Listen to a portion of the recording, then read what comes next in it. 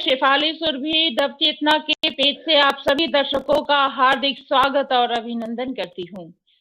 कार्यक्रम शख्सियत से साक्षात्कार में आज मेरे साथ है मध्य प्रदेश की माटी की सौंद लिए बुरहानपुर की बेटी, भारत की सुप्रसिद्ध लेखिका चेतना भाटी जी। आपका कार्यक्रम में बहुत बहुत स्वागत है मैम। नमस्कार। प्रणाम मैम। कभी कभी ही नहीं, अक्सर ही और दिल में नहीं, मेरे मस्तिष्क में ख्याल आता है। इंदौर की लेखिका हैं आप और चेतना जी एक संजीदा लघु कथाकार हैं। आज मेरे साथ जो लेखिका है इनके विषय में मैं अपने दर्शकों को बताना चाहूंगी। चेतना जी एक संजीदा लघु कथाकार हैं। चेतना जी की 370 लघु कथाएं, जिनमें उन्होंने जीवन के हर क्षेत्र को छूने की बखूबी कोशिश की है। चेतना जी की सरल सहज भाषा, एक अपनी अलग ही शैली, थोड़ा सा कहानी का रंग समाया होता है। उनकी शैली एक अलग ही होती है। आप अपनी लघु कथाओं में थोड़े को भी विस्तृत करना पसंद करती हैं। आपकी कोशिश होती है कि अपनी बात का पूरा चित्र खींच सकें और अपनी बात से पाठक का हृदय और मस्तिष्क को छू सके। ऐसी प्यारी और बहुगुणी लेखिका आज हमारे साथ हैं, मुझसे जुड़ी हुई हैं बातें करने के लिए। आपका बहुत बहुत स्वागत है मैम कार्यक्रम में। सबसे पहले आपको बहुत बहुत बधाई और धन्यवाद आपके लिए जी। मैम, आपको साहित्य से लगाव कब और कैसे हुआ? साहित्य से लगाओ तो मुझे साहित्य तो मेरे अंदर ही इनबिल्ट है। जैसे मैं साहित्य से अलग अपने आप को कभी सोच भी नहीं सकती। ये ईश्वर की कृपा या उनका प्रसाद है, क्या है पता नहीं, पर वो मुझ में पहले से ही थे। मैं मतलब पता नहीं मैंने कब पढ़ना लिखना सीखा, लेकिन मैं स्कूल जाने के पहले से ही लाइब्रेरी जाना पसंद करती थी। वहाँ लाइब्रेरी जाना, उनकी सीढ़ियाँ चढ़ना मुझे बहुत अच्छा लगता था। बहुत गर्व की अनुभूति होती थी और किताबों से भरी अलमारियों के बीच में घूमना ऐसा लगता था जैसे किसी गार्डन में घूम रही हूँ। बहुत सुगंधित खूबसूरत फूलों का स्पर्श महसूस होता। उनके आसपास घूमना मुझे बहुत अच्छा लगता था और उनको देख के मैं सोचती थी इनमें क्या है, इनको सबको देखना चाहिए, इसमें क्या है। पर थोड़ी मायूस भी हो जाती थी कि ना, बच्चों के लिए नहीं है, ये सब बड़ों के लिए है, तो बच्चों के लिए भी होना चाहिए। ये सारी किताबें बच्चों के लिए होती तो मजा आता, बहुत अच्छा लगता। तो लेकिन अब मैं सोचती हूँ, पहले उस समय नहीं समझ में आता था, लेकिन अब मुझे लगता है कि ये बच्चों का खेल नहीं है, बच्चों के लिए लिखना। बहुत सारी किताबें थी वहाँ। फिर मैं एक बड़ी मुश्किल से ढूंढ ढूंढ के एक बुक थी जिसमें कुछ ऐसी रोचक बातें वगैरह थी, छोटी मोटी कहानियां थी। शायद उसका नाम था हंसों की रानी। पीली पीली सी थी, काफी बड़ी, तो पुरानी थी। तो मैं उसी को इशू करवा के, बार बार उसी को इशू करवा के लाती और फिर वापस देने जाती। ये सारी प्रक्रिया मुझे इतनी अच्छी लगती थी। अपनी शख्सियत का अपना कुछ मतलब एहसास होता था। मेरे को बहुत अच्छा लगता था कि वो सब पूरी प्रक्रिया होती ना, कि बुक लेके आप लाइब्रेरी की सीढ़ियां चढ़ रहे हैं और फिर वो इशू करवा के ला रहे, हाथ में लेके सीढ़ियां उतर रहे हैं। ये सब मुझे बहुत अच्छा लगता था। पता नहीं, बहुत गर्व की अनुभूति होती थी कि जैसे मैं कुछ हूँ, पता नहीं क्या। फिर घर में भी है ना, वातावरण था ऐसा ही। पत्र पत्रिकाएं खूब आती थी और वही लाइब्रेरी से भी बहुत सारी पुस्तकें आती थी, तो सब लोग पढ़ते रहते थे। मेरी माता जी अगर फ्री है घर में, घरेलू काम से फ्री हैं, तो वो पढ़ रही हैं, मैं देखती थी। पिताजी अगर घर में है तो वो भी पढ़ रहे हैं। गौरव अवस्थी सर वेलकम कर रहे हैं ma'am. Thank you Gaurav Awasthi sir. आभार। तो मैं सब उन लोगों को पढ़ते हुए देखती थी, तो मुझे लगता था। डॉक्टर वर्षा अग्रवाल भी ये स्वागत कर रही हैं, वेलकम कर रही हैं। आभार वर्षा जी, थैंक यू, नमस्कार। तो मुझे बड़ा अच्छा लगता था उनको। फिर वो लोग पढ़ते रहते थे, तो हमें लगता था कि हम भी पढ़े, और उनको देख के मतलब प्रेरित होते थे, प्रेरणा मिलती थी पढ़ने की, और वो लोग भी कहते थे घर में वातावरण था कि पढ़ो पढ़ो, ललित तो महंत जी, अच्छा लगता मैम था। क्षमा चाहूंगी, जी ललित महंत जी भी आ जी गए हैं और बहुत तारीफ कर रहे हैं। ग्रेट लिखा है। तकनीकी जी वजह हो रही थी, इसकी वजह से हम जी लाइव है। तकनीकी जो है हमारे हाथ में नहीं होता है, हमारा जो नेटवर्क होता है। जी इसके लिए मैं क्षमा जी चाहती हूँ। कुछ देरी से जी विलंब से हम आए हैं, लेकिन हम आ गए हैं अब। और आ गए हम हैं। अच्छी अच्छी बातें करेंगे। हाँ, वेरी नाइस कह जी रहे हैं। जी जी लहर हसीन सैयद हुसैन, लहर हुसैन सैयद कह रहे हैं, वेरी नाइस कह रहे हैं। जी मैम। Thank thank you. तो जी मैम, बताएं। ऐसा घर में भी सब ऐसे ही वातावरण था, पढ़ने लिखने का, पढ़ाई करने का। तो मैं पढ़ती रहती थी, और 8-9 वर्ष की उम्र में तो मैंने अ, अ, कथा सम्राट प्रेमचंद की कहानी कफन भी पढ़ ली थी। जो पुस्तक मिलती थी पढ़ हम्म। लेती थी, उस चक्कर में वो भी पढ़ ली। और लेकिन उस समय मुझे कुछ समझ नहीं थी कि ये क्या है, क्यों है, कैसे है, साहित्य का स भी नहीं पता था। तो लेकिन बस वो बहुत कुछ था जो महसूस हो रहा था, लेकिन मैं उस समय बता नहीं सकती थी। आप कह सकती हूँ कि मैं जी। आश्चर्यचकित रह गई थी, और मेरे रोंगटे खड़े हो गए थे। उतनी मतलब हम्म। इतनी कहानी ही इतनी अच्छी होगी कि एक छोटे बच्चे को भी मतलब कुछ न हो रहा है ना उसमें। तो जी। ऐसे ऐसे साहित्य से लगाव था मेरा शुरू से जी। हमेशा। आप जी अपनी शैक्षणिक योग्यता और हिंदी के साथ जुड़ाव के सफर को अपने हमारे दर्शकों के साथ शेयर कीजिए मैम। हिंदी से जुड़ाव तो यह है कि वो हमारी मातृभाषा है सबसे जी। पहले तो। और हम जी। हमारी जी। शिक्षा भी हिंदी माध्यम से ही हुई है।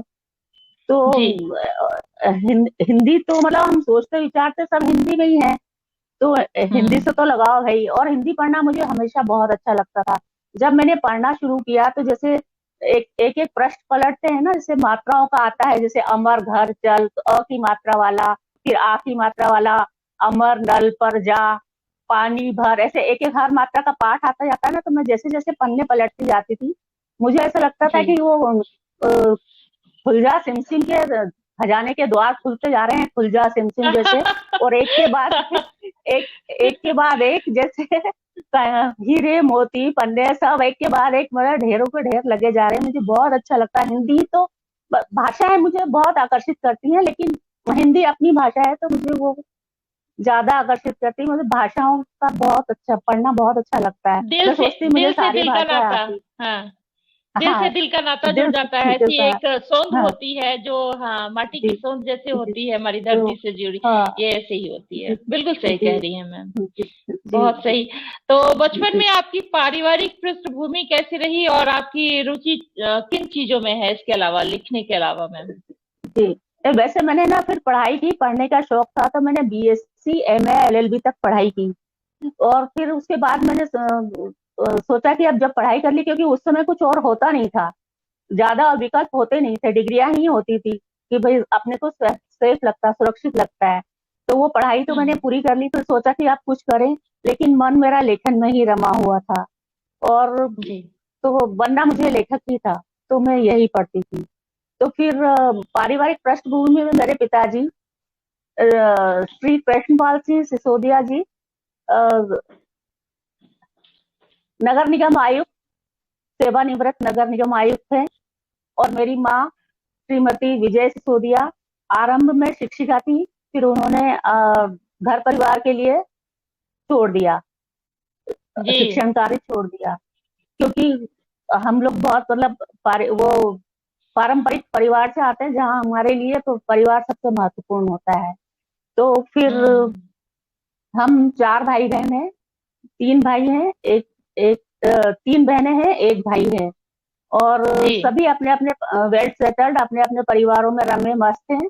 लेकिन लेखन का कीड़ा सिर्फ मुझे ही काटा है, और किसी को नहीं। लेखन का कीड़ा, ये भी एक बहुत रोचक बात है। जैसे जी जी पत्रकारिता का कीड़ा हो जाता है तो फिर वो किसी चीज में नहीं रमता है। हम लोगों के साथ ये जी समस्या है। जी। हाँ जी जी। तो और मुझे ये कहते हुए अत्यंत गर्व महसूस होता है कि मतलब मेरे पीछे 3 अधिकारी हैं। जैसे अधिकारियों के बच्चे जैसे होते हैं, वैसे ही हम पढ़ते रहते हैं। अच्छे सब सुख सुविधा युक्त सारी चीजें थी, कोई कष्ट नहीं, कुछ नहीं, जो चाहो वो हाजिर। लेकिन हमको अनुशासन बहुत सिखाया जाता था, और नैतिक शिक्षा पर हम्म। बहुत बल दिया जाता था। सादा जीवन, उच्च जी विचार, जल्दी सुबह जल्दी उठो, जल्दी पढ़ाई करो, और अगर कुछ बनना है तो शरीर से निकलो, मतलब ज्यादा बनने सवरने दिखावे में मत पड़ो। अगर आप काम अच्छे कर रहे हो तो आप अच्छे दिखोगे, हमेशा अच्छे दिखोगे अगर आपके काम अच्छे हैं बहुत तो। ये बहुत सब बड़ी बात मैं कही आपने। जी जी, और ये सब मुझे बहुत काम में आई, मुझे आज भी याद है, और इसी के कारण हाँ, मैं थोड़ी ऐसे बहुत ही जो कहते भी। हैं ना। जी जी मैम क्षमा जी चाहूंगी, इसी को कहते हैं ना कि जी जैसे कि जी जो आपने अभी एक शब्द कहा था, सादा जीवन जी उच्च विचार, तो आप काबिल होंगे तो रूप में जी कुछ नहीं रखा है, गुण में ज्यादा तो जी बहुत कुछ रखा होता है। जी। जी जी बिल्कुल। हम्म, तो वही मैंने अपनाया, और मुझे उससे बहुत, मतलब जो भी थोड़ी बहुत सुख शांति समृद्धि सफलता जो भी, वो बहुत मेरे जीवन में आई। मुझे हमेशा सिंपल साधारण रहना, मेरा रहन सहन खान पान सब कुछ मुझे अच्छा लगता है, सिंपल सिंपल रहना अच्छा लगता है। और मुझे ये कहते हुए बहुत गर्व की अनुभूति होती है कि मेरे पीछे 3 अधिकारी हैं। एक मेरे पिताजी श्री कृष्णपाल सिंह जी सिसोदिया, आयुक्त नगर निगम रिटायर्ड हैं, और फिर मेरे स्वर्गीय ससुर जी श्री चांद सिंह जी भाटी, सेवानिवृत्त पुलिस निरीक्षक, नगर पुलिस अधीक्षक, और फिर मेरे पतिदेव श्री रणजीत सिंह भाटी, सेवानिवृत्त जेल अधीक्षक। ये तीनों, इन जी तीनों ही बहुत दबंग, निडर और ईमानदार कर्तव्यनिष्ठ ऑफिसर रहे हैं, अफसर रहे हैं, अपने कार्य अपने फन के मतलब माहिर, अपने फन में माहिर। इनको कोई भी अपने कर्तव्य पथ से कुछ भी डिगा नहीं सकता, बिल्कुल अटल प्रतिबद्ध। तो इन्हें तीनों को अपनी सराहनीय सेवाओं, उत्कृष्ट कार्य के लिए, सुधारात्मक कार्यों के मैम लिए मैम राष्ट्रपति पुरस्कार क्षमा, मिला है। हाँ जी जी जी मैम क्षमा जी चाहती हूँ। एक ललित जी महंत कमेंट दे रहे हैं, बहुत जी बारीकी से आप इमोशन को लेखनी में समाहित करती हैं। जी, ये मैं बताना चाह रही धन्यवाद थी। धन्यवाद धन्यवाद। जी तो जी इन आप तीनों को, बताएं। मतलब मेरे पिताजी को, मेरे ससुर जी को, और मेरे राष्ट्रपति, हाँ पति राष्ट्रपति। राष्ट्रपति पदक से नवाजा गया है। उनकी मतलब सराहनीय उत्कृष्ट सेवाओं और सुधारात्मक कार्यों के लिए। तो मुझे बहुत ही अत्यंत गर्व है कि 3 ऐसे महारथी मेरे पीछे हैं। तो ऐसा मतलब इतना प्रकाशवान, इतना इतना उज्जवल पृष्ठभूमि है आगे पीछे, तो मुझे बहुत अच्छा लगता है, ये सब गर्व होता है बहुत। जी जी जी। तो बहुत खूब। बहुत अच्छी बात आपने कही कि इस तरह से लेखन और जो कानून है, सब एक छत जी के नीचे है, जुड़ा हुआ है, और इसका संतुलन बहुत बड़ी बात है। आपका जी लेखन जी कार्य एक जी साहित्यिक सफर, और एक जी जो देश का गौरव, सुरक्षा और रक्षा की बात जब हम करते हैं, और जी एक छत के नीचे होना, और इतने प्यार से इस रिश्ते को मधुरता के साथ निभाना, बहुत बड़ी बात है। बहुत ही कम देखने को मिलता है, सौभाग्य है ये मैम। जी विवाह के मेरी बाद एक सवाल, हाँ बोले मैम। नहीं, मेरे जी। मेरे मतलब लेखन के अलावा मेरे और भी शौक हैं, जैसे हम्म पर्यटन है, चित्रकारी हम्म है। मैं लैंडस्केप पोर्ट्रेट वगैरह बनाती हूँ, फैब्रिक पेंटिंग भी करती हूँ मैं। और फिर ये फोटोग्राफी भी मेरा शौक है। और यहाँ स्थानीय स्तर पर मैंने कुछ पुरस्कार भी जीते हैं फोटोग्राफी में, मेरा बहुत शौक है। बागवानी करने का मेरा बहुत शौक है।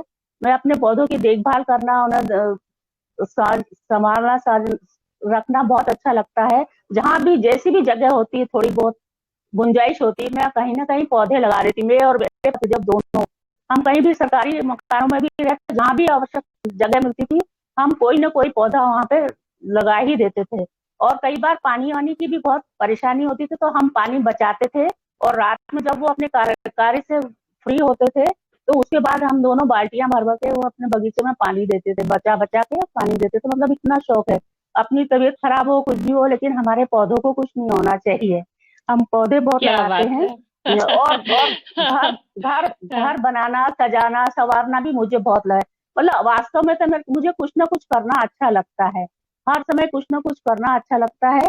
घर बनाऊंगी, उसको सजाना, सिलाई कढ़ाई बुनाई जो भी है, मैं करती ही रहती हूँ कुछ ना कुछ। जी काम करना अच्छा लगता है मुझे। तो जी जी। और खाना खाना बनाना भी बहुत अच्छा लगता है। मेरा उसमें मेरा मंत्र है कि दिल से पकाइए और प्यार से खिलाइए। तो वो भी मुझे बहुत पसंद है। मैं सब सब कुछ करना चाहती हूँ। और मेरा हमेशा ये रहता है कि आज जो मैंने किया है, मैं कुछ ना कुछ तो करूँ। लेकिन आज जो मैंने किया है उससे कुछ अच्छा और कुछ बेहतर, कुछ ज्यादा कल और करूं, हर दिन कुछ थोड़ा थोड़ा आगे बढ़ते रहूं। और रात को सोने के पहले मैं हमेशा अपने आप से प्रश्न करती हूँ कि आज मैंने क्या रचनात्मक कार्य किया अपने दैनिक कार्यों के अलावा, और इसका उत्तर मुझे सकारात्मक मिलना ही चाहिए, तो मुझे मिलना चाहिए। तो ये सब क्या मेरे बात शौक है हैं। जी। तो बहुत खूब, आपने प्रकृति से भी लगाव एक ईश्वरीय कृपा होती है जो आपकी प्रकृति से लगाव है। और ये तमाम बातें जो आपने व्यक्तिगत शौक की बताई है, बहुत ही इंसान को जैसे खाली इंसान जो कहते हैं नहीं होना चाहिए, उसका दिमाग बिल्कुल आपका चलता रहता है और अच्छे अच्छे कामों को आप करती रहती हैं। बहुत खूब, कलात्मकता भी आप सोचती रहती हैं कि क्या मैंने आज किया, अपने आप से सवाल करती हैं कि हाँ आज मैंने क्या जी, क्रिएटिविटी बिल्कुल की। बहुत खूब है, बिल्कुल अपना बिल्कुल। आंकलन जिसे कहते हैं। हाँ बहुत, जी इससे जी बहुत प्रेरणा मिलेगी हम जी सभी को, हमारे दर्शकों जी को भी, और मुझे भी मिल रही है। बहुत बहुत अच्छी बात है। विवाह के बाद जी एक सवाल यही आता है कि जब एक जी जी स्त्री जब बेटी की शादी होती है और वो जब एक और जिम्मेदारी उसके कंधे पे आती है, तो जब विवाह होता है उसके बाद, विवाह के बाद एक करियर को संभालना बहुत बड़ी एक चुनौती होती है। तो ये सवाल मेरा जी। यही है कि विवाह के बाद आपके साहित्यिक सफर को कैसे आपने जारी रखा, और किन किन जी पत्र पत्रिकाओं में आपके लेखन का को उचित स्थान मिला। जी। मैं समय की दरारें तलाशती हूँ और धस क्या जाती बात है। हूँ मैं चींटी की तरह। अरे और वाह। लेकिन लेकिन इस चींटी को कई बार भागना भी पड़ता है, सर पर पैर और अंडे दोनों रखकर। बिल्कुल। तो विवाह के बाद ऐसे मतलब कोई विवाह के बाद ऐसे कोई विशेष कठिनाई तो नहीं आई, क्योंकि मैं बहुत पारिवारिक हूँ और मेरे लिए जी परिवार और लेखन दोनों ही मुझे प्रिय है। लेकिन अगर आवश्यकता हुई तो मैं पलड़ा परिवार की ओर झुकेगा मेरा, क्योंकि मैं मानती हूँ कि जीवन की कथा से बड़ा है जीवन। हालांकि ऐसा जी। मुझे मेरा परिवार, में इतनी भाग्यशाली हूँ कि मेरा परिवार मुझे ऐसा मिला है जो मुझे कभी झुकाना नहीं चाहता, वो हमेशा मुझे उठाना चाहते हैं। मतलब मेरे बहुत। दादी नानी, माता पिता, मेरे सास, मेरे पति देव, सब सब ही मतलब मुझे आगे ही आगे रखते रहे हैं। ये मेरे मेरे बहुत भाग्यशाली हूँ कि वो मुझे हमेशा आगे ही आगे रखते रहे, मुझे कभी पीछे नहीं किया उन्होंने। और आम तौर पर तो मैं अ, लिख एक मिनट जी मैम, आप सामने घर आ जाइए घरे मैम, थोड़ा सा। जी घरेलू कार्य करते करते मुझे कोई दिक्कत नहीं होती। मैं इसको एंजॉय करती हूँ, दोनों को साथ साथ घरेलू कार्य करते करते लेखन करती हूँ, और लेखन करते करते घरेलू कार्य करती हूँ, दोनों सब्जी पका संतुलन दी, बना रहता है। खाने की मेज पे बैठ के लिखने लगी, या कभी कहीं अटक गई लिखते लिखते समझ में नहीं आ रहा है तो गए और आंगन में अरगनी पे पड़े कपड़े समेट लिए, और फिर लो वो चल पड़ी गाड़ी, फिर से याद आ जाता है कि क्या करना है, मतलब आगे क्या विचारों करना है। विचारों में, हाँ आप विचारों में हाँ घूमती रहती हैं और अपने हाँ कार्य भी हाँ करती रहती है। हाँ। तो इससे तो बहुत दोनों काम जी, हो जाता है। हाँ। जब आप एक पंथ दो काज।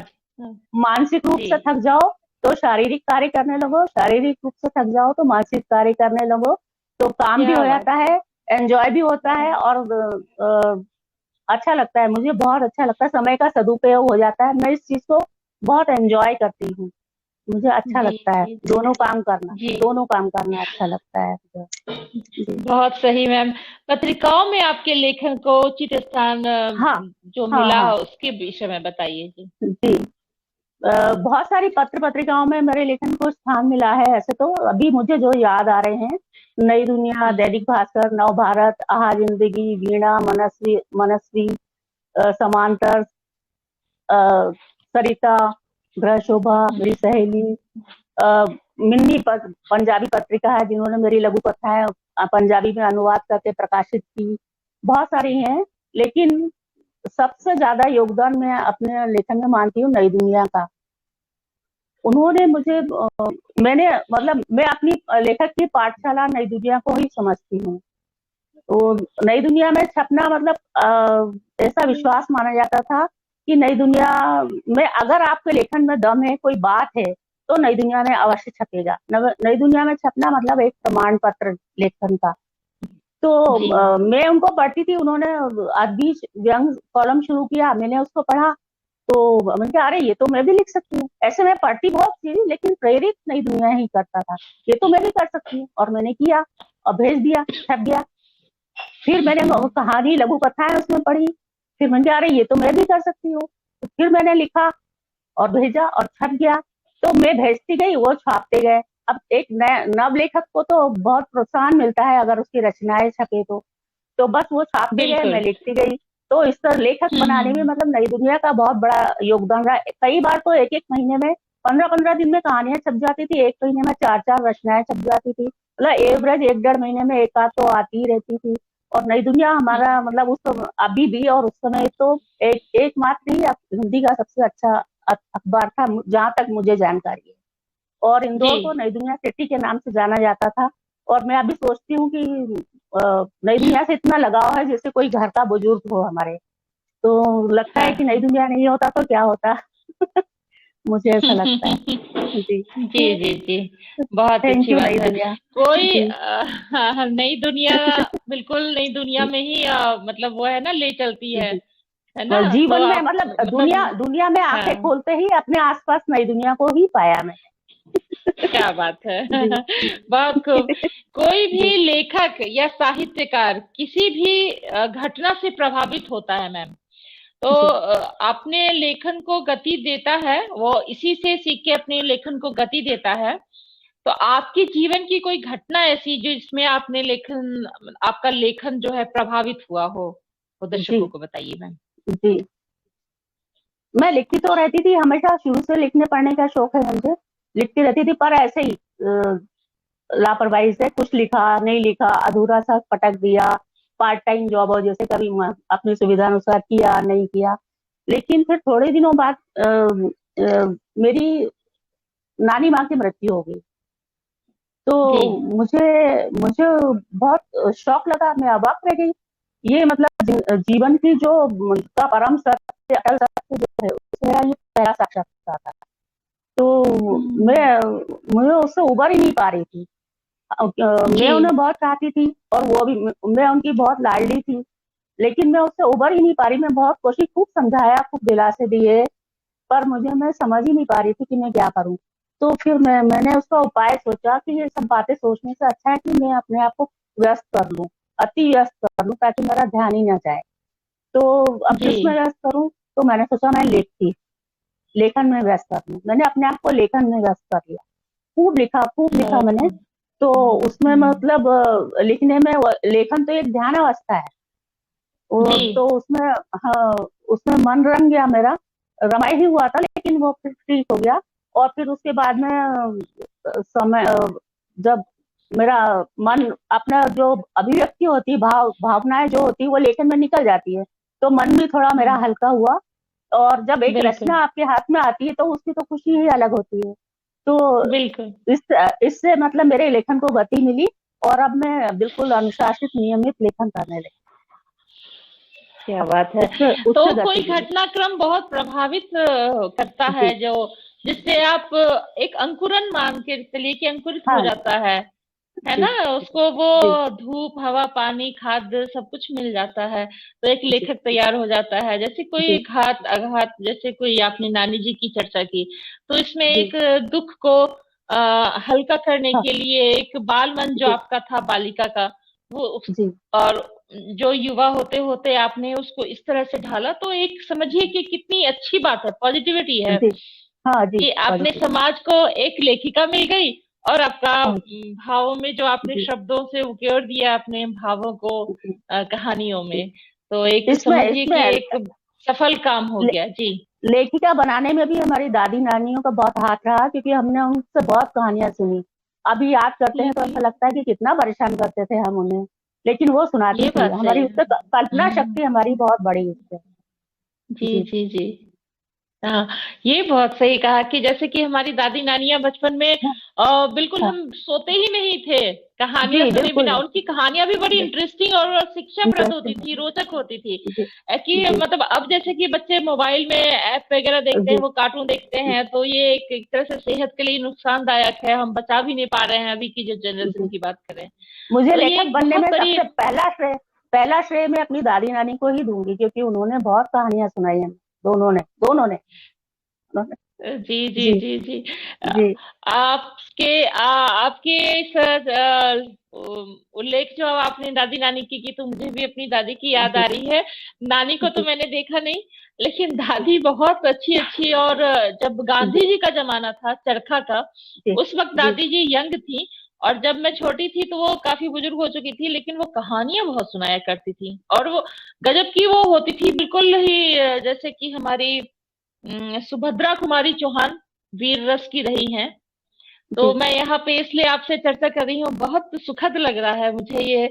और जी हमारे सुनने वाले भी सुन रहे होंगे कि कैसे जी एक नहीं जीवन की एक घटनाक्रम होती है। जी तो जी इस तरह की दादी नानी बहुत ही हमें मजबूत संबल देती हैं कहानियों के हाँ जी माध्यम से। जी जी और जी आपकी कहानियां भी यही, आपने भी जी अपनी ये बताई कि प्रेरणा वैसी मिलती है। तो बहुत जी अच्छी बात आपने कही। हमारे दर्शकों को भी लाभ हो रहा है, और जी मुझे भी बहुत कुछ सीखने को मिल रहा है, और मैंने भी अपनी थैंक कुछ मन की बात कह दी। जी जी मैम। तो जी आपके लेखन कार्य में एक सवाल ये भी बनता है कि आपके लेखन कार्य में परिवार और आपके पति का क्या योगदान रहा, जो ये मैंने सवाल होता है। मुझे और आपके जी सहयोग रहा, और हमारे ये दर्शकों को बताइए ताकि समाज के आपके अनुभव अनुभव से समाज में प्रेरणा मिले, समाज को प्रेरणा मिले। मैं जी बता मैम। रही हूँ ना, मैं बहुत पारिवारिक हूँ, और परिवार से अलग मैं अपने आप को सोच भी नहीं सकती हूँ। और मैंने बताया कि मेरे मतलब एक व्यक्तित्व के निर्माण में सारे परिवार का हाथ होता है, किसी एक का नहीं। पूरे मतलब हमारे दादा मामा नाना चाचा मौसा सबसे लेके और अभी तक होता है। और पतिदेव का तो पूरा ही सहयोग है, कंप्लीट सहयोग। मैं बहुत भाग्यशाली हूँ कि वो मेरे पहले पाठक होते हैं, पहले प्रशंसक होते हैं। जो भी मैं लिखती हूँ उनको बताती हूँ, और उनका तो बहुत बहुत ही हाथ है। उन्होंने मुझे एक मतलब सर्व सुविधा युक्त घर दिया है, सारी सुविधाएं दी हैं, और मुझे घर खर्च की चिंता नहीं होती। तो मैं अपने मनपसंद कार्य बड़े मजे से कर सकती हूँ। सबसे बड़ा सहयोग तो यही है। और जी फिर उसके बाद में फिर उसके बाद मेरे पास कागज पेन कलम है कि नहीं, लिफाफे वगैरह है कि नहीं, कौन सी टेबल मेरे लिए ठीक रहेगी, ये कुर्सी आरामदायक है कि नहीं, ये सारी चिंताएं उनको रहती हैं, और वो इन्हें पूरी करते हैं। कई और दूसरे बहुत सारे काम होते हैं, जैसे फोटोकॉपी कराना, पोस्ट ऑफिस जाना कई बार, तो वो सब वो करते हैं। आवश्यकता पड़े तो चाय भी बना लाते हैं। तो वो तो सारा सारा काम करते हैं, सारा। और आप चूंकि सेवानिवृत्त हैं, तो आप तो और भी सहयोग करते हैं। अभी ये जो इसके लिए, इस कार्यक्रम के लिए भी वो लाइव। तैयार हाँ हाँ। खड़े खड़े हैं कि अगर क्या बात है। मुझे कोई हाँ, मतलब प्रॉब्लम हो तो मतलब वो करें। और एक हमारा बच्चा है प्रियांश सिंह भाटी, जी उनकी मैं बड़ी जी मम्मी जी हूँ। और वो भी खड़े हुए हैं कि बड़ी मम्मी को कहीं कोई टेक्निकल प्रॉब्लम प्रॉब्लम ना आए, तो मैं जी। वो भी खड़े हैं, हाँ, तैयार है। तो ऐसे तो क्या पूरा बात है। परिवार मेरा सहयोग करता है। बहुत जी जी। भाग्यशाली हूँ। जी। बिल्कुल और बिल्कुल मैम। वैसे मुझे खुश मिजाज हूँ मैं। मुझे ज्यादा गुस्सा गुस्सा आता नहीं, लेकिन फिर भी कभी मान लो गुंजाइश हो, तो मैं पतिदेव के पास एक बहुत अचूक नुस्खा है, कभी देर सवेर हो जाए आने जाने में, तो वो एक आध मैगजीन लेते आते, और मैं जैसे ही दरवाजा खोलूंगी तो मैगजीन पहले अंदर आएगी और वो बाद में आएंगे, और मैं गुस्सा काफूर हो जाता है।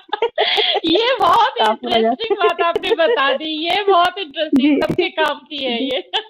जी कि गुस्से में है जी मैम, तो जी पहले मैगजीन दे दो, उनका गुस्सा हाँ, ठंडा हो ठंडा जाएगा। हो ये जाएगा। बहुत अच्छा ट्रिक, जी बहुत जी अच्छा है। तो जी सच में आपको बहुत भाग्यशाली हैं, बहुत प्यार करते जी हैं और हाँ बहुत ही ख्याल जी रखते हैं। ख्याल रखना जी ही दरअसल सच्चा प्यार होता है। ये जी बहुत ही जी भाग्यशाली को मिलता है। जी जी, बहुत अच्छी बात है। मैम, एक इंदौर में लेखिका संघ ने हिंदी पखवाड़ा पर एक कार्यक्रम, अनूठा कार्यक्रम किया था आयोजित। क्या जी कुछ था मैम, कुछ उसके विषय में बताएंगी? ये हमने ये किया था कि अपनी प्रिय पुस्तकों के बारे में बताइए। जी जी। तो सबने अपनी अपनी प्रिय पुस्तकों के बारे में बताया था कि वो उन्हें क्यों अच्छी लगती है, उसमें क्या है ऐसा। और उसमें कुछ उनको कुछ लाइनें पंक्तियां कुछ पसंद आई हो तो बताएं। तो मैंने मैंने अपनी पसंद बताई थी आवारा मसीहा, विष्णु प्रभाकर की आवारा मसीहा, जो शरत चंद्र की जीवन चरित्र लिखा हुआ है। मुझे वो बहुत अच्छा लगा। एक लेखक के तौर पर उसमें बहुत सारी चीजें हैं सीखने के लिए, कि लेखक को क्या जी करना चाहिए, क्या नहीं करना चाहिए। तो मैं समझती हूँ हर लेखक को वो जरूर पढ़ना चाहिए। मुझे बहुत अच्छी लगती है, वो बहुत प्रेरित करती है। और जो लिखी हाँ। गई है, विष्णु प्रभाकर जी हम्म। ने जो लिखी है, उससे भी बहुत चमत्कृत होती। कितनी मेहनत, कितना परिश्रम, सब चीजें इकट्ठी, जानकारी इकट्ठी करना और फिर उनको बिल्कुल सही सही से जोड़ना। बहुत अच्छा लिखा, भी बहुत अच्छा है, और उसमें बहुत कुछ है, मुझे अच्छी लगी। हाँ, तो बहुत ही जी अच्छा इंटरेस्टिंग रहा। जी आपकी बुक है खारी बूंदे। जी जी जी।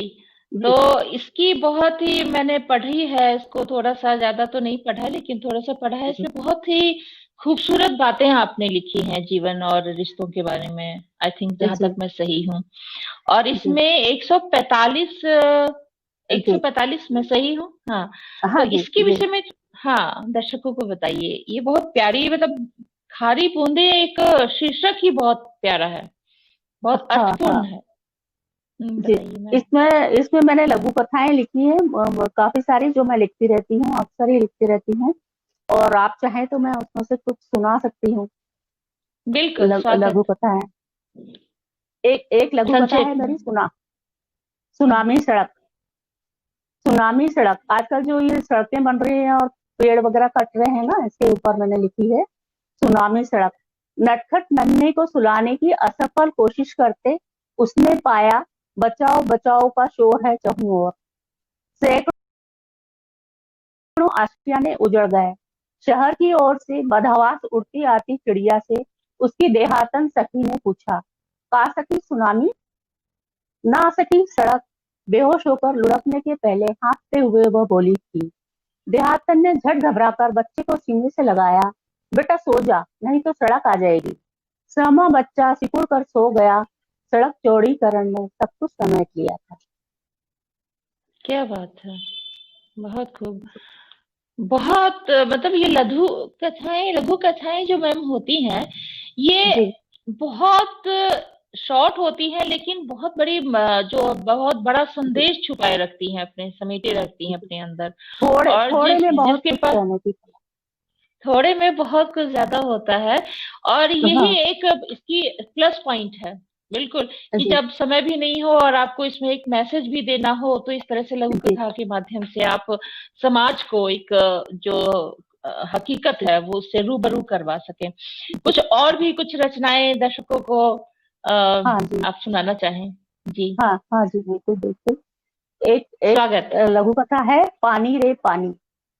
देख, यह देख, पानी का नल। लता मुझे अपना नवनिर्मित घर दिखाते हुए बोली। इसमें ऐसा क्या है, मैंने आश्चर्य से पूछा। यह देख, उसने नल खोलकर दिखाया। इसमें पूरे प्रेशर से बुलबुलेदार झागदार पानी आता है, जो दिखता तो अच्छा ही है। शावर द्वारा शरीर पर पड़ता है नहाते वक्त, तो त्वचा की टोनिंग भी हो जाती है। पाइपलाइन में अंदर से एक ऑटोमेटिक मोटर लगी है, जो पानी को प्रेशर से छोड़ती है। उसके घर से बाहर निकलते ही मैंने देखा, किसी कृपालु ने एक छोटी सी हौद बना रखी थी जानवरों को पानी पिलाने के लिए। उसके एक कोने पर काई से भरपूर छलांग मारते पानी से एक बाल मजदूर बड़ी तन्मयता से रगड़ रगड़ कर हाथ मुंह धोकर दिन भर की थकान उतार रहा था। उसके चेहरे की शांति संतुष्टि देखते ही बनती थी। उसने अंजुली में पानी लेकर कुल्ला भी किया। उसी के दूसरे सिरे पर एक आवारा कुत्ता भी पानी पी रहा था। मुझे याद आई सुबह अखबार में देखी तस्वीर, पानी की खोज में खाली मटके लिए जाती पनिहारिनों की, जिनकी फटी एड़ियों के नीचे की जमीन भी फटी हुई थी। एक और है ऊंची जाति। बहुत एक और है खूब, बहुत खूब। एक और है ऊंची जाति। वह ऊँची जाति। प्रतिदिन बंग जी। हाँ, वह प्रतिदिन बंगले के सामने सड़क पर झाड़ू लगाती, बंगले का आंगन गैरेज झाड़ती, उनके पालतू कुत्तों द्वारा की गई गंदगी साफ करती, बंगले के पिछड़े गाय भैंसों के बाड़े में पड़ा गोबर उठाती, नाली की सफाई करती और बंगले के सभी प्रसाधन कक्ष धोकर चमकाती। उस दिन भी वह आई, प्रतिदिन का कार्य किया और एक और खड़ी हो गई। आज उसके वेतन का दिन था। मालकिन घर से बाहर निकली। उसने मालकिन के सामने हथेली फैला दी। मालकिन ने थोड़ा बचते हुए हाथ ऊपर उठाकर उस अंजूरी में एक नोट टपका दिया। उनके विदेशी गेस्ट ने यह सब देखा और द्विभाषीय के माध्यम से पूछा, रुपए इस तरह क्यों दिए गए? क्योंकि वह अस्पृश्य है, नीची जाति की है, द्विभाषी ने बताया। नीची जाति की क्यों है? विदेशी मेहमान ने भोलेपन से प्रश्न किया। क्योंकि वह नीचा काम करती है, गंदगी उठाती है, सफाई करती है, द्विभाषी ने व्याख्या दी। तो क्या गंदगी फैलाना ऊंचा काम होता है आपके यहाँ? जो गंदगी फैलाते हैं ऊंची जाति के कहलाते हैं और जो सफाई करते हैं नीची जाति के कहलाते हैं। क्या उसे सामान्य कामकाजी महिला नहीं कर सकते? वह अपना वेतन ले रही है, भीख नहीं। की कोशिश में विदेशी अतिथि ने जो प्रश्नों की बौछार की, उससे बचने के लिए मालकिन के साथ साथ द्विभाषी जी भी कोई छतरी नहीं ढूंढ पाए। जी, बहुत खूब। बहुत व्यंग है और कटाक्ष है जो अभी हमारे समाज में देखने सुनने को मिलता है। हमारे आसपास हमने भी बचपन से देखा है ये चीज। बहुत ही भावुक और बहुत ही विचारणीय आपने विषय रखा है, ऊंची जाति। बहुत खूब, बहुत अच्छा संदेश देती है समाज को। जी मैम, आपके लिए एक सवाल और मेरे मन में है। आपने बहुत प्यारी प्यारी सुनाई और कुछ रचनाएं जो अच्छी सी प्यारी सी हो, जो प्रेरणादायक। जी जी, स्वागत। सुकून का ठौर।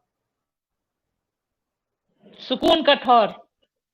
हाँ, काली चिकनी चौड़ी सड़क पर वह भटका हुआ रुई का फाहा था, जिसे घड़ी भर को भी चैन नहीं था। सड़क पर आते जाते सर सपाटे से दौड़ते वाहनों के पीछे बेचैनी से इधर उधर भागता, उड़ता, नाचता, घूमता। एक गाड़ी इधर से निकली, वह हवा के दबाव में उधर ही दौड़ा उड़ा। एक कार उधर से आई, वह हवा के प्रवाह में उधर ही बहा। दोनों ओर से वाहनों के आने के कारण चक्करगिंडी हुआ घूमने लगता, गोल गोल। ऊपर उठता, नीचे गिरता, गोल गोल घूमता, भागता। गर्ज यह कि सुकून नहीं, पल भर को आराम नहीं, एक क्षण को चैन की सांस ही न ले पाए, बस दम फुलाता रहे हरदम, असुरक्षित, आतंकित, पल प्रतिपल।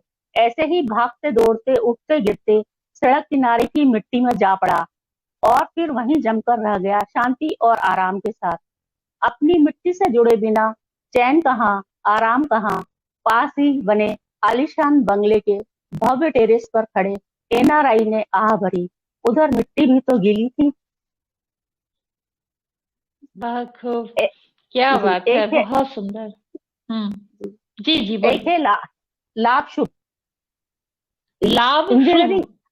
जी, इंजीनियरिंग महाविद्यालय में प्रवेश के लिए परीक्षा दोनों ने दी थी, मगर बेटा फेल हो गया और बिटिया पास। अब सवाल था कॉलेज में बिटिया के एडमिशन का। व्यवसायी पिता ने हिसाब लगाया तो पाया कि डिग्री हासिल करने में जितना खर्च आएगा उतने में तो बढ़िया शादी हो जाएगी किसी इंजीनियर के साथ। लाभ शुभ सोचकर बिटिया के लिए वर की खोज शुरू हो गई और बेटे का पेमेंट सीट पर एडमिशन करा दिया गया। क्या बात है। बहुत ही कटाक्ष करती है समाज के ऊपर ये जो आपने कथा लिखी है। बहुत बहुत बड़ा संदेश है, बहुत खूबसूरत। और एक और सुनाए। अच्छा मतलब एनआरआई। बहुत सारी आप जितनी कहेंगी मैं सुना दूंगी। अच्छा मतलब एनआरआई। बिटिया का विवाह तय हो गया है। आते ही उन्होंने खुश खबर दी। भाई वाह, बधाई। लड़का क्या करता है? इन्होंने सहज ही पूछा। अरे विदेश में है बरसों से उसके माता पिता, उन्होंने उत्साह में भरकर कहा। हाँ लेकिन लड़का कितना पढ़ा लिखा है? इन्होंने फिर पूछा। अरे वेल सेटल्ड लोग हैं वहाँ, यहाँ भी इतनी प्रॉपर्टी है, उन्होंने शान से बताया। लेकिन लड़का जी, अरे इतना अच्छा घर कोई छोड़ता है भला? हमने तो तुरंत ही सगाई कर दी। कहते हुए उन्होंने विवाह का कार्ड थमाते हुए अवश्य पधारने का आग्रह किया और चलते बने। इधर हतप्रभ इनकी नजर सामने पड़ते चलते टीवी पर पड़ी। विज्ञापन चल रहा था शीतल पेय का। ठंडा मतलब डैश डैश कोला, और इन्हें तुरंत समझ में आ गया कि अच्छा मतलब एनआरआई। अच्छा, मतलब एनआरआई, ये कैसे हो हाँ। सकता है? ये तो हो ही नहीं सकता है। अच्छा, हाँ मतलब एनआरआई हो ही मतलब नहीं सकता है। वो यही साबित कर रहे हैं ना कि अब एनआरआई है तो बस अच्छा ही है, आप कुछ देखने की जरूरत ही नहीं है लड़के को। तो उनकी आंखों पे पट्टी जी बंधी है ना मैम? जी जी पट्टी बंधी जी है ना? जी हाँ, जी। तो ये एक बहुत कटाक्ष है कि जी आजकल ऐसे ही लोग सोच रहे हैं कि बस पैसा है और एनआरआई हाँ है तो बेटी सुख रहेगी, सुरक्षित जी रहेगी। सबसे बड़ी तो सुरक्षित। सुरक्षा का सवाल है, क्या जी करेगा नहीं करेगा, वैसे ही मामले वैसे देखने को मिलते हैं। जी बहुत बड़ा संदेश देती है जी मैम। एक सवाल है, मैं जी आपसे करना चाहूंगी, समझना चाहूंगी कि आपकी इतनी पुस्तकों को बहुत सारी पुस्तकों का प्रकाशन हुआ है, समाज जी। को प्रेरणा देने वाली किसी आपकी पसंदीदा पुस्तक का जिक्र करें जो आपके नजर में हो। मेरी अपनी, जी जी। जैसे मेरी कुल जो सबसे 11, सबसे ज्यादा आप या पसंद करती हो। मेरी कुल 11 पुस्तकें प्रकाशित हुई हैं, जिनमें ये जी। तीन तीन व्यंग व्यंग संग्रह हैं। एक है, पहली है दिल है हिंदुस्तानी, फिर है दिल दुनिया है एक सरकारी हिंदुस्तानी। मकान है, दुनिया एक दुनिया सरकारी एक मकान है। सरकारी मकान है। जी। हाँ। और तीसरी है विक्रम बेताल का ईमेल संवाद। विक्रम बैताल का ईमेल संवाद। संवाद व्यंग है, व्यंग है ये। व्यंग्य और है। फिर, हाँ जी, और फिर कहानियों की पुस्तक है एक सदी का सफरनामा। एक सदी का सफरनामा। सफरनामा। फिर एक है नए समीकरण। और एक जब तक, नए, क्या है, क्या है मैम? एक नए समीकरण। नए समीकरण। नए समीकरण। जी। और ये है जब तक यहाँ रहना है। जब तक यहाँ रहना है। हाँ जी। जी और जी। लघु कथाओं की, ये लघु कथाओं की है उल्टी गिनती। उल्टी गिनते। फिर ये सुनामी सड़क। सुना भी और सड़क, ये, जिससे आपने हाँ हाँ सुनाया था। जी, और ये खारी बूंदे। ये, तो जी। इसमें से सबसे पसंदीदा कौन सी है जिसका मतलब आप बताना चाहेंगे? इतनी पुस्तक एक आपकी और निकली है और इसमें ये से। और ये हम्म। दो उपन्यास भी रह गए हैं, चल आचल जिंदगी और चंद्रदीप। दो उपन्यास भी है। चंद्र चंद्रदीप। चंद्रदीप। जी। चंद्रदीप। और ये चल आचल जिंदगी। जी। तो अब मुझे तो ये सारी ही पुस्तकें पसंद हैं।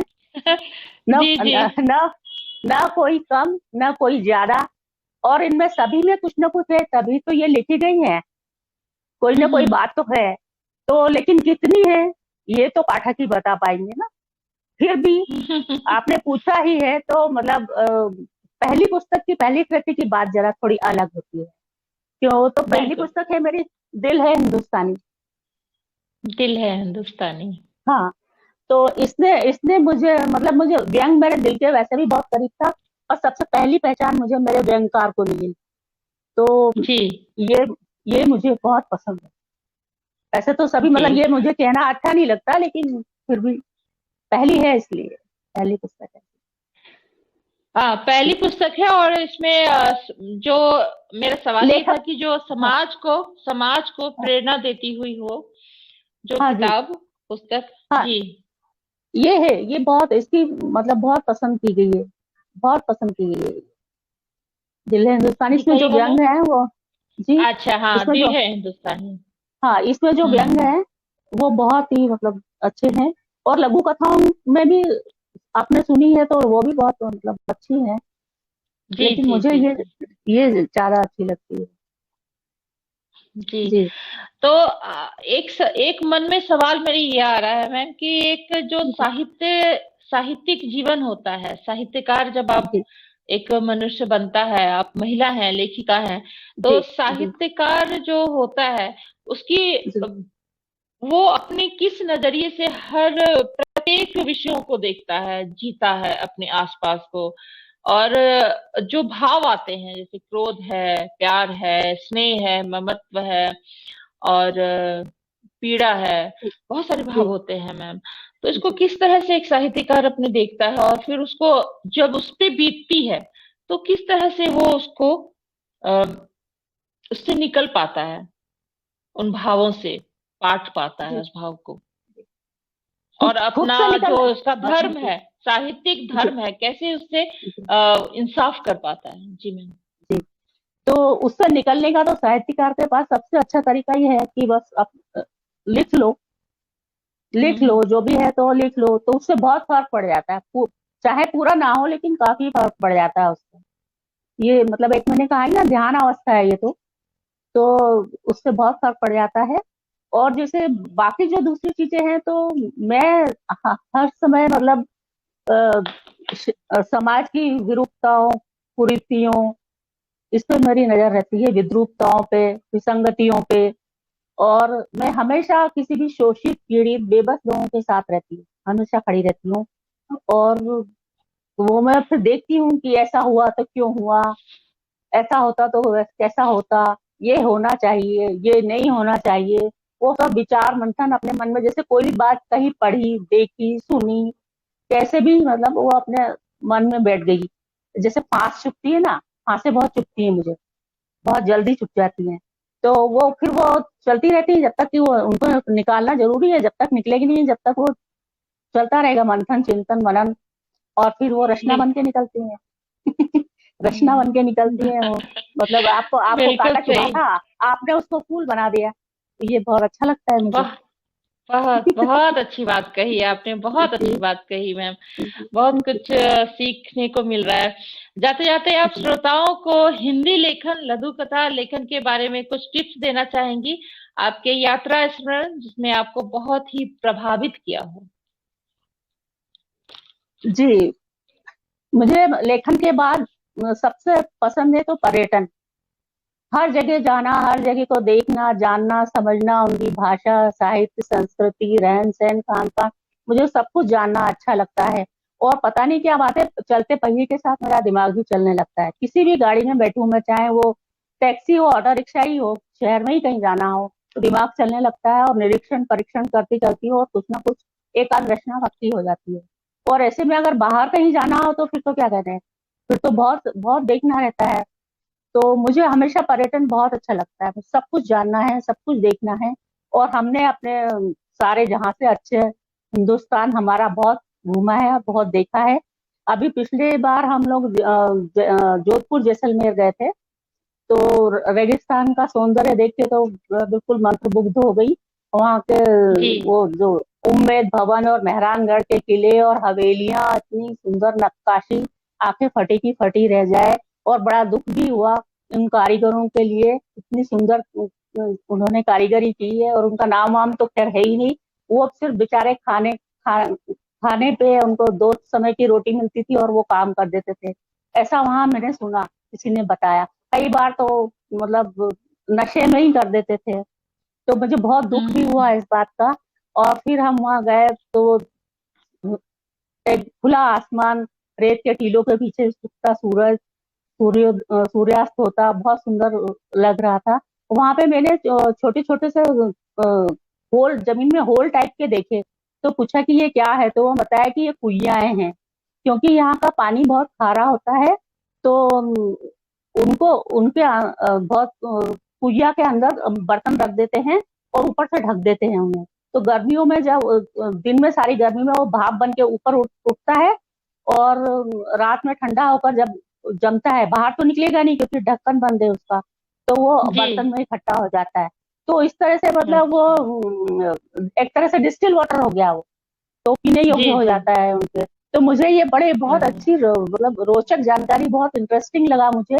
और बीएससी में पढ़ा हुआ मुझे चार्ल्स डार्विन का लॉ याद आया, स्ट्रगल फॉर एग्जिस्टेंस। मुझे बहुत जी अच्छा लगा ये। और जी। आजकल के जी। बच्चे वैसे ही बहुत स्मार्ट है, मुझे नहीं लगता है कि मैं उन्हें कुछ सिखा पाती हूँ, सिखा पाऊंगी। बहुत स्मार्ट है बच्चे आजकल के। लेकिन फिर भी मुझे एक बात कहनी है कि थोड़ा धैर्य रखें, लेखन जल्दबाजी का काम नहीं है। ये बहुत धीरज मांगता है। जैसे वो कहते हैं ना कि धीरे धीरे रे मना, धीरे सब कुछ होए, माली सींचे सौ घड़ा, रुत आए फल होए। तो हमें जी। हर चीज एक समय होता है प्रकृति में। आप कुछ भी कर लो, जब प्रकृति का जो समय होगा तभी वो करेगी। तो ऐसे ही रचना का भी एक हम्म। समय होता है पकने के लिए। तो वो उतना टाइम उसको देना ही चाहिए। अगर हम प्रकृति के साथ नहीं चले, हमें प्रकृति के साथ ही चलना होगा। अगर हम प्रकृति के साथ नहीं चलेंगे तो वो फिर अपना दिखा देगी, हमें सिखा देगी, जैसे अभी सिखा रही महामारी कोविड काल में कोरोना की। हमें हाँ संयम, परिश्रम, अनुशासन से रहना हमें सिखा रही है, ऐसे वो हमें सिखा देगी जी। तो हम इसके लिए लेखन का मतलब बीज तो हर एक में ही होता है, लेकिन उसके लिए खाद पानी की जरूरत होती है। अब कोई कितना ले पाता है वो उसके ऊपर निर्भर है। और वैसे ये भी ना हो, अगर आपके ऊपर सूर्य का प्रकाश ना हो, तो सूर्य के प्रकाश के बिना कुछ नहीं होता है। तो लेकिन सूर्य ने भी कोई कमी नहीं कर रखी है, बस वो हमारे ऊपर है कि हम कितना ग्रहण करते, कितना सोख सकते हैं। तो बस यही कहना चाहती हूँ। बहुत बहुत बहुत बहुत अच्छी बात कही। बहुत कुछ सीखने को मिलेगा नई पीढ़ी को, हम जैसे बच्चों को, कि लेखन जो है धैर्य का कार्य है। और आपने बहुत खूबसूरत तरीके से समझाया है। और सूर्य की किरण भी होती है और उसमें उसकी गुणवत्ता नजर आती है कि कैसे धीरे धीरे धीरे धीरे वो बढ़ता है और परिपक्व होता है। आपने फिर आप जैसे जो लेखक हैं वो समाज को एक अच्छी अच्छी कहानियां देते हैं, जिससे कि बहुत कुछ सीखने को मिलता है पढ़ने वालों को, पाठकों को, दर्शकों को। तो आपने बहुत अच्छी बात कही, बहुत बहुत सुंदर बात कही है और बहुत ही इसमें प्रेरणादायक कही है, मजबूती है इसमें और एक संबल मिलता है इस तरह से जब आप जैसे लेखक हम नई पीढ़ी को ये शिक्षा देते हैं और कुछ समझाते हैं। तो ये उसी तरह है जैसे कि एक बुझते हुए दिए में जो तेल होती है, बाती होती है, दीपक होता है, लेकिन वो जो तेल को होता है जिससे वो प्रज्वलित होता है, वैसी आपकी वाणी है जी, वैसी आपकी वाणी है। आप लेखक का यही काम होता है कि आने वाली पीढ़ी को वो प्रेरणादायक बने। और ऐसी जो आपने इतनी अच्छी सुंदर बातें कही, हमसे की और हमारे दर्शकों से की, इसके लिए आपका बहुत बहुत धन्यवाद। और आपने अपना बेशकीमती समय दिया नवचेतना को और हमारे दर्शकों को, इसके लिए बहुत बहुत धन्यवाद। हमारे जुड़े सभी तमाम दर्शकों का भी बहुत बहुत धन्यवाद। नमस्कार। आपका भी बहुत बहुत धन्यवाद कि आपने मुझे यहाँ आमंत्रित किया, और सब दर्शकों का भी बहुत बहुत धन्यवाद। Thank you. जी, थैंक यू मैम। प्रणाम।